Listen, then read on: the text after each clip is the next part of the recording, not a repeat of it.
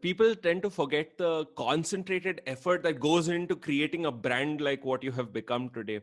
Sir, I want to know from you, they say sometimes that success is a process and not an event. So what were some of those critical incidents in your life that shaped you to be the man that you are today? What created this Ramesh Arvind that we all know and adore today? I mean, that's for you guys to do the postmortem. But there are a few things which helped me. Definitely, the home I grew up in.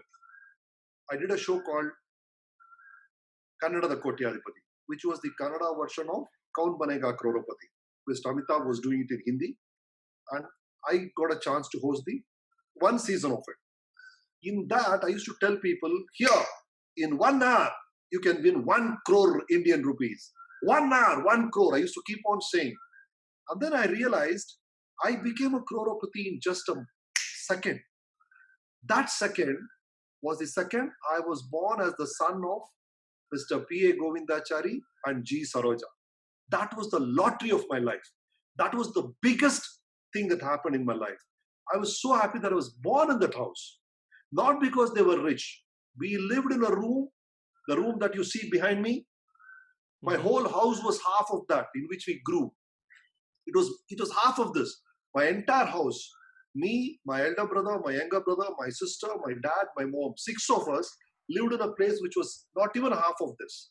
But in our minds, it was so big because they were so broad-minded. We were brought up in an atmosphere where they made us believe we can do anything.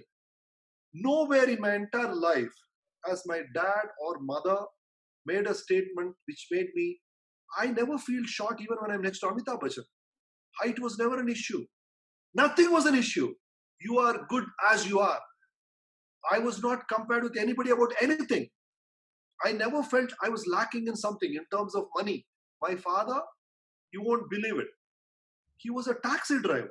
He was running a taxi for some time. And then he was running a coconut shop. His salary was 500 rupees a month.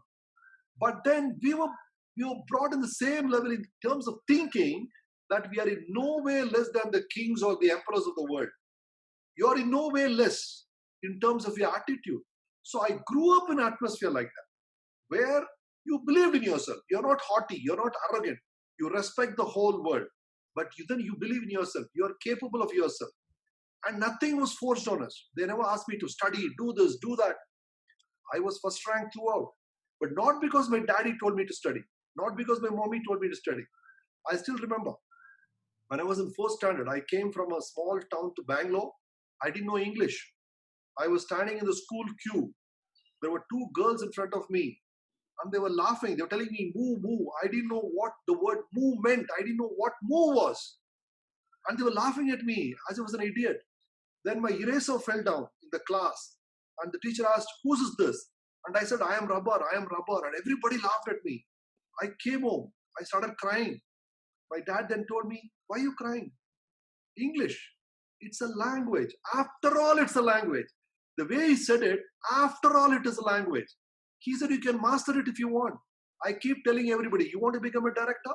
After all, it is direction. You want to enter politics? After all, it is politics. You want to enter business? After all, it is business. That's all it is. It is not a huge thing. It is not going to Mars. It is a skill that you can learn. If you are bent upon it, you apply your mind, you keep on learning. You never stop learning. So I had a house, I had a background, which was an advantage. That was the first thing which helped me. The second thing which helped me was that I kept constantly learning. To this day, I've never stopped. I love to learn about everything. I'm curious about so many things. I'm always reading and writing and listening to important things. I never waste my time on inconsequential stuff. I never waste time looking at the TV, the same old breaking news at 24 hours. If it is breaking news, it'll reach you, man. You don't have to keep looking at it 20 times. If it's really a big thing, an aeroplane went into a skyscraper, you will come to know about it through somebody. You don't have to spend hours in front of the TV listening to how many corona deaths are happening every day. Please don't waste your time on that. There are more important things to learn at your age. Keep learning things which will help you in your field. There are certain things that you learn for curiosity's sake. And certain things, what I need, I want to be a better director, I want to be a better actor, I want to be a better host. What are the learnings which will help me in it? If I have to be a host, I have to be on TV all the time, my Kannada better be good, my vocabulary better be good, my voice throw it better be good, my pauses better be good. These are the things I should focus on at every age. Not because I've done 87 episodes of Weekend with Ramesh, I have 4 seasons behind me, I have a KBC behind me. You can't take it easy. Even to this day, when I go to a show, you can be sure that I'll be reading a Kannada book on the way to the studio. I want my mind to be in Kannada words when I reach there for that 1 hour. That 1 hour, I'm not going to be distracted by social media or some unwanted message. I want my mind to be on my work. That is one thing that you need, I think, to be constantly learning at your job, at things which help you in what you do. 3. The third thing which helped me was that by nature, or then I learned it was my advantage, so I developed it, that you be emotionally stable. Meaning, you do not react to things immediately. You do not say things in anger. You can't take it back. Words wound. Be careful of things you say, things you do. Do not get into gossip. Please be very clear of these things. Be emotionally stable. If you are emotionally stable, that is going to be one of the biggest points which help me, which will help you. And then, whenever there was a choice between, there are always 2 ways to everything. There is one way you go on the ego and say, yeah, so you think so, I'll show you who I am. Yeah, you know who I am? That is one way to approach things. The second thing is you take a back seat and say, why is the guy acting like this? What is his viewpoint? What is he trying to say? Try to understand his viewpoint a little and try to take the path of love. It will happen between husband and wife. It will happen between friends. It will happen between boss and servant. The ego part of it pushing the engine. So you choose the path of love every time, and it's paid me back in an immense way. People who have been rude to others, who have been extremely unreasonable with others, have been very, very reasonable with me. Have been very, very sweet to me because the world treats you the way you treat them. So I think you choose the path of love. That helped me, that will help you too. And the biggest thing, and the first thing which will help you is you are what you think. You are your thoughts. That's all it is. It's how you view the world, what is running on your mind right now, what you give value to, what is important to you, and how you look at something. When we were in school, there was a very popular anecdote which I keep repeating. There was a church with a board written, God is now here. One man read it as God is now here. An atheist who doesn't believe in God read it as God is nowhere. It was the same board. The way you view it was different. Everything in life is what you view it as. You view it positive, people are good, people will help, think good things happen to you. You think the whole world is bad, everybody is a creep, everybody is a crook, you're right in that too. So either way, it is a way you view things. I can tell you one thing which I've seen in this entire journey. You have huge dreams, you want all the dreams to come true? Excellent.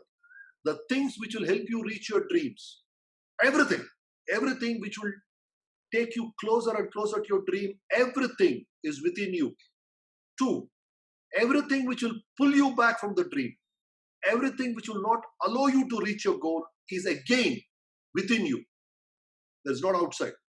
So you have to make sure that you go closer to the first and stay away from the latter.